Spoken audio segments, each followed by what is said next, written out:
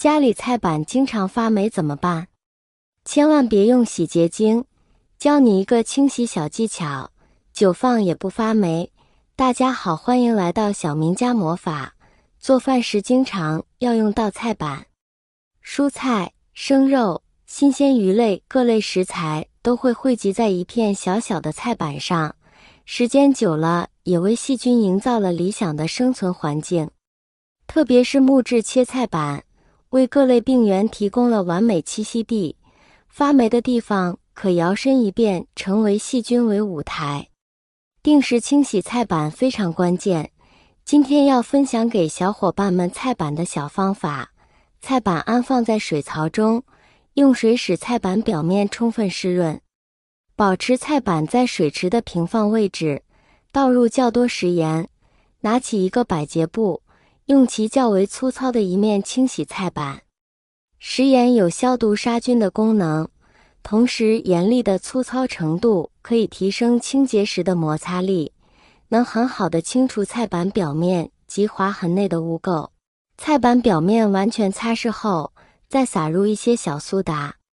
得益于小苏打温和的碱性特质，清洁效果优异，同时也是一种纯天然且无害的洁净剂。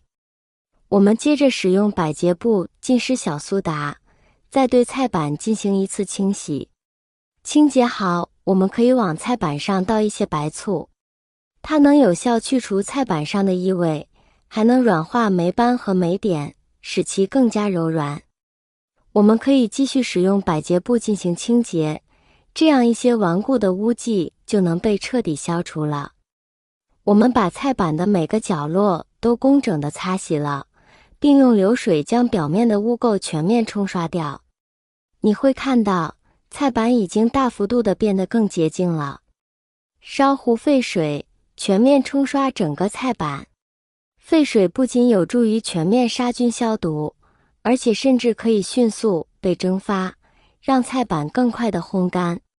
为什么要保证菜板的干净燥热？是因为这样做可以防止菜板霉变和细菌滋生。强烈建议大家常规使用菜板后，要记得尽快让水分自然风干，也要定期进行全面深度清洗，这样能有效避免菜板产生霉变及发黑的情况。保持菜板的干净，使用起来能够更健康卫生。为什么菜板会发黑发霉？一、切菜位置太固定。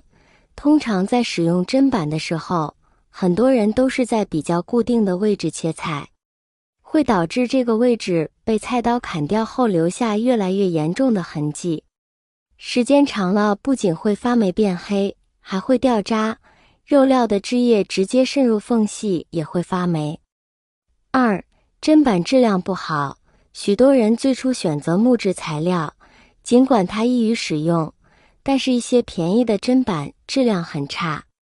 它们不仅在使用过程中容易发霉和发黑，而且还容易开裂成两半。选菜板的时候不要图便宜，一定要选质量好的，价格贵一点也没关系。这样的砧板不仅经久耐用，而且还具有抗菌作用，清洁起来也更加方便。三、切肉太用力。用砧板切肉时，如果用力过大或没有使用专用的骨刀切骨头，这种情况下对砧板的损伤是比较大的，不仅会让砧板发霉，有些切菜板不够结实，很轻易一分为二。发霉菜板还能用吗？最重要的问题出现了，发了霉的菜板还能用吗？先说答案，一般来说可以。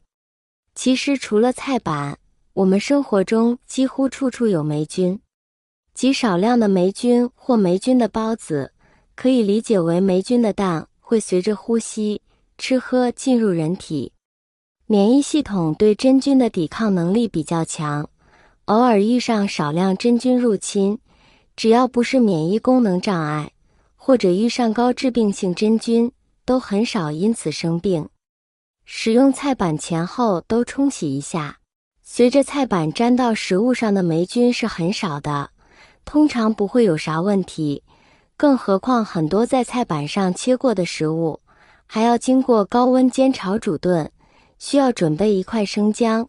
生姜大家都非常熟悉，它是我们厨房里必备的一种调味品。平时在烹饪一些肉食之类的，我们都会在里面加入一点生姜，它可以起到一个很好的去腥作用。那么我们也可以利用这一点来去除菜板上的异味，只需要将生姜切开一个切口，这个切口在菜板上涂抹一下，把菜板的角角落落都涂抹到，生姜中的辛辣气味就具有除腥和去异味的作用。我们把整个菜板都涂抹上几遍之后，再用清水把残留冲干净，这样菜板上的异味就被去除干净了。再用这个菜板来切蔬菜或水果，就不用担心会有异味了。想要菜板不发霉，用生姜涂抹过后，还需要利用上一些食盐。先将菜板稍微晾干一点，然后在上面撒上一大勺食盐，接着用手把食盐均匀地涂抹开来，菜板的边边角角都要涂抹到。食盐可以帮助消灭菜板上的细菌，这样菜板上就不容易长细菌和霉斑了。除了将菜板这样处理一下，可以很好的防止发霉。平时我们使用菜板的时候也要注意，使用过后要及时将它清洗干净，并悬空放置，把菜板表面的水分晾干。只有菜板保持干燥了，才不容易发霉。我们使用切菜板的过程中，还需要关注以下几个要点：一、使用菜板后，要马上用清水刷新洗净，再用抹布拭干。二、避免让菜板长期在湿润环境中，应将其放置在空气流通处，潮湿可能使菜板变形、开裂或发霉。三、应该将菜板单独使用，尽量避免生食和熟食共用，防止发生交叉污染。如果环境条件许可，你可以准备2块颜色不一样的菜板，以此区别不同的食材。四、每周至少需要使用废水清洁菜板1次，以确保全面灭菌消毒。若察觉菜板出现缝隙或有腐烂现象，便应立刻更换新菜板。在家庭生活日常中，投入心力对待每个事物，它们常会有出乎预料的回报。对待切菜板也是这样，只需适度的维护与照顾，它会长时间成为厨房的良伴。期望这些小技巧可以帮助众人更好地护理家中的切菜板。如果今天的视频对您有帮助，那麻烦帮我点一个关注，点一个赞，感谢您的支持。我们明天视频再见。